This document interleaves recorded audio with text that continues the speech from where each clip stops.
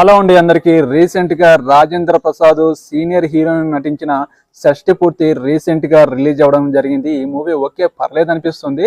ఈ cinema director కొత్తవాడే కానీ ఈ సినిమాలో కొంచెం గ్రిప్పింగ్ అనేది స్టోరీ గ్రిప్పింగ్ అనేది పెడితే బాగుండేది అనిపించింది. ఫస్ట్ హాఫ్ కొంచెం సాగదీసిన బోరింగ్ సీన్స్ ఇబ్బందికరంగా అనిపిస్తాయి. సెకండ్ హాఫ్ లో కథ పరంగా ఓకే అనిపించింది. ఇంటర్వెల్ లో ఉండే సీన్స్, క్లైమాక్స్ లో ఉండే సీన్ ఇంటర్వెల్ లో పెడితే బాగుండేది అనిపించింది. ఈ సినిమాలో కొంచెం ఎమోషనల్ టచ్ కూడా ఇవ్వడం జరిగింది. హీరో రాజేంద్ర ప్రసాద్ వాళ్ళ తల్లిదండ్రులు అంటే రాజేంద్ర ప్రసాద్ కు హీరోయిన్ కు ఒక కొడుకు ఉంటారు. వీళ్ళిద్దరూ విడిపోవడానికి చివరి దశకు వస్తారు.